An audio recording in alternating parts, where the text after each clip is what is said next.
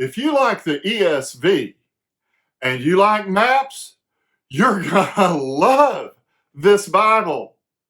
Welcome to Bible on the Go with Dr. Dan, our monthly review of Bibles and study Bibles.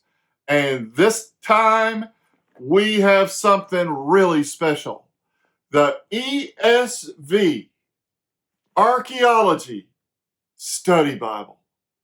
Now I have to tell you, when I got this one and the first thing that surprised me was that it's not overwhelmingly thick.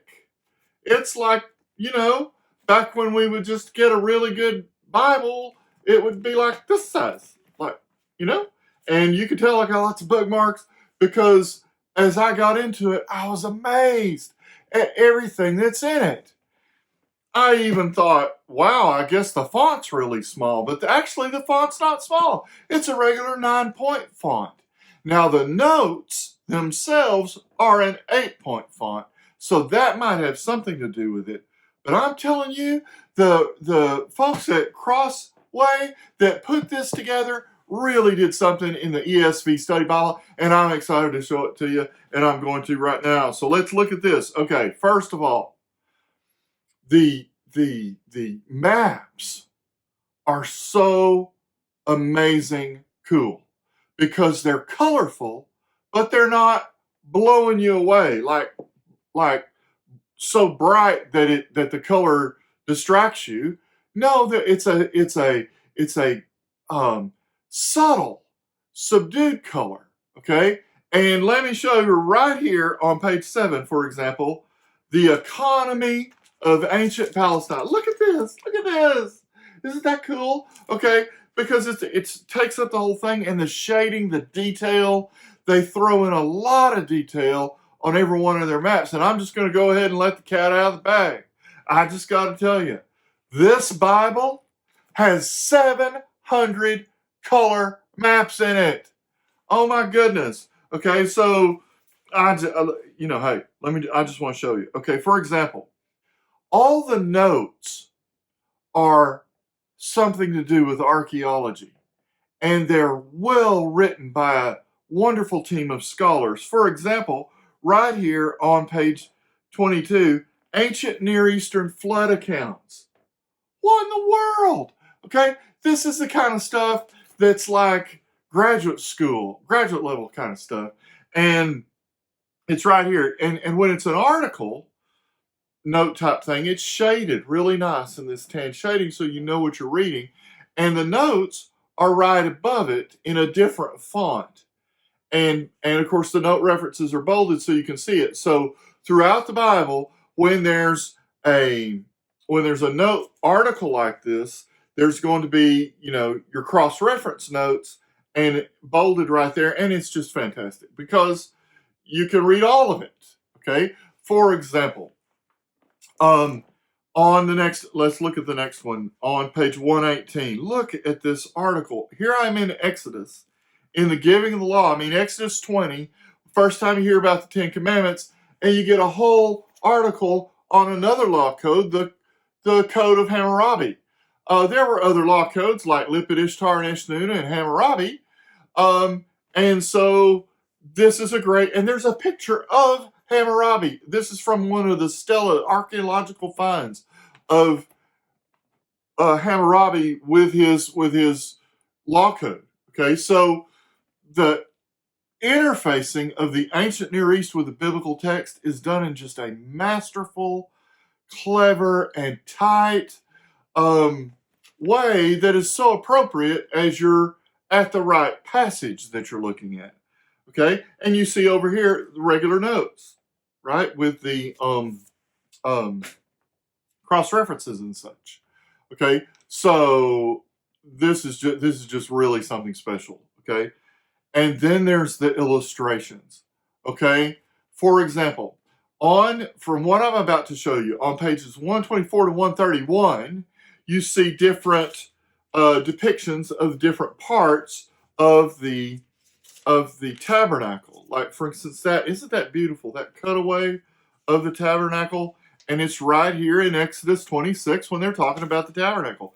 There's all the other little pieces in the tabernacle. But then you turn the page, and here's the whole thing. It takes up the whole middle of the page in Exodus. Okay, that is really nice. Okay, and we haven't even got started yet because there's so much here.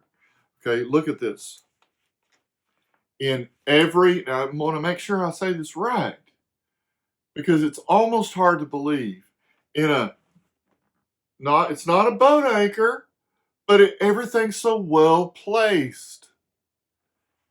At the beginning of every book, on its own page, opposite the title page, is a color map that talks about the setting of the respective book. For example, right here in Deuteronomy, look at this, the setting of Deuteronomy. And there's Deuteronomy is an ancient Near Eastern treaty. There's a nice article about it.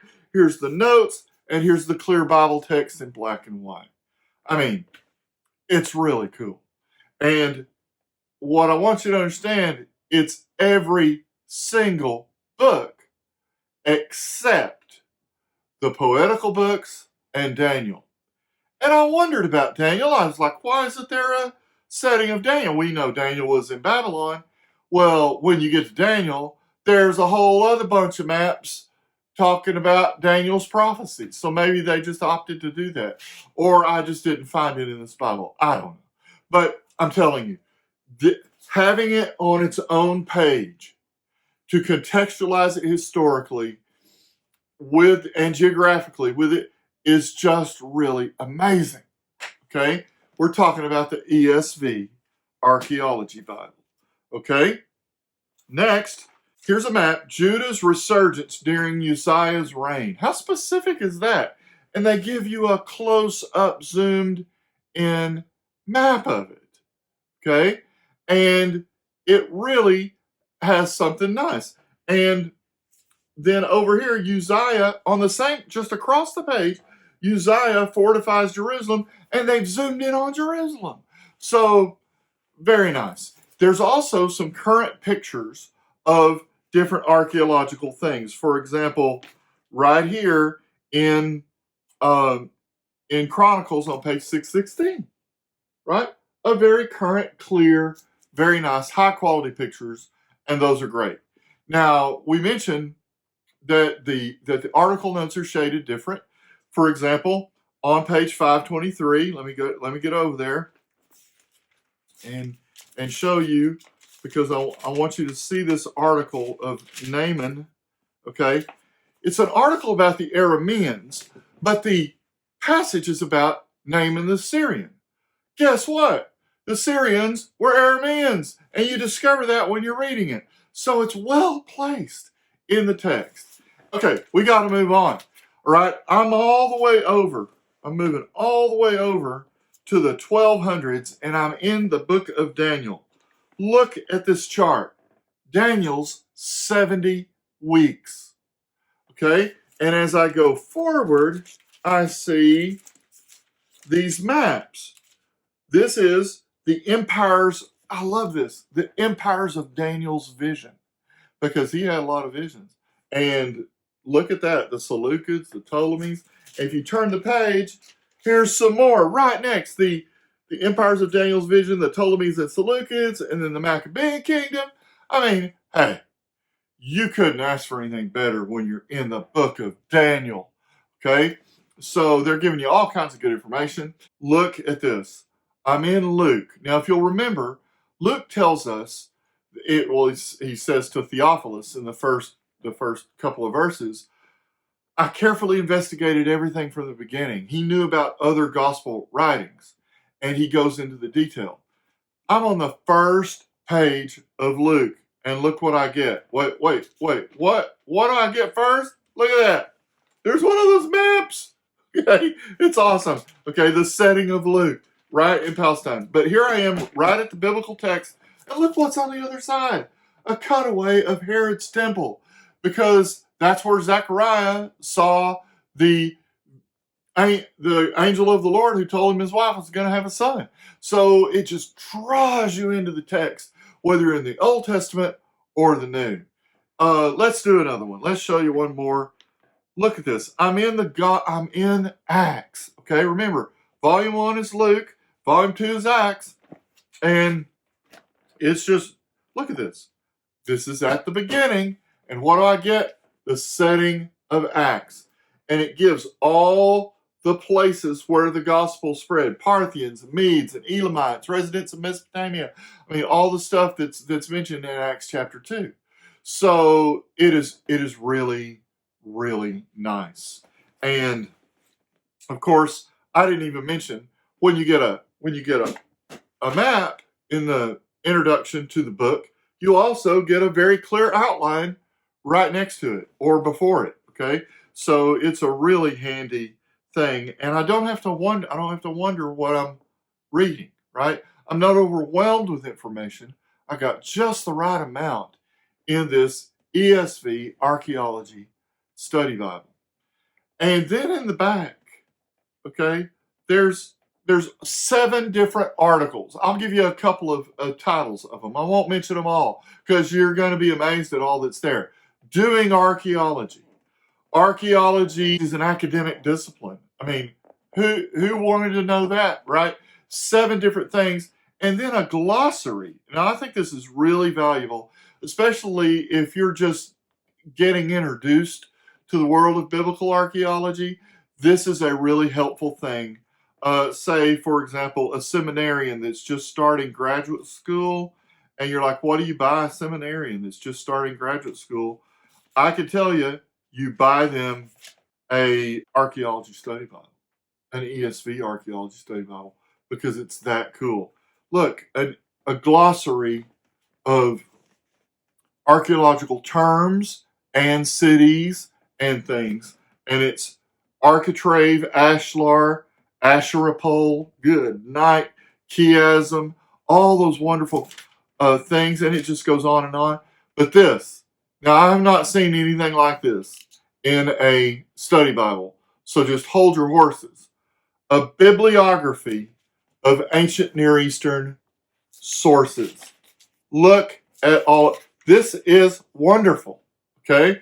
And then an index of sidebars, which is like side tables and things like that. And then, of course, a great concordance. But I'm not finished. I am not finished. Check this out. A Kings of Israel and Judah list on 1 page. A clear Kings of Judah and Israel list on 1 page. And then, I mean, this is great. Divided Kingdom, United Kingdom, Divided Kingdom Israel, Divided Kingdom Judah. This brings together so much. Now, I haven't even mentioned the amazing section that's in between Malachi and Matthew. That all by itself, there's like 20 pages of information. But the creme de la creme, at the very back of the ESV Study Bible, the ESV Archaeology Study Bible, is a timeline of biblical history. And it's a timeline about Egypt, Palestine, and Mesopotamia. Look how clear, look how colorful, and how interesting it is. This is amazing. And if that's not enough, it has maps. Thanks for watching Bible on the Go with Dr. Dan. And if you like what you're hearing, the best thing you can do is to hit that red button called subscribe. It doesn't cost a thing, and you only have to do it once.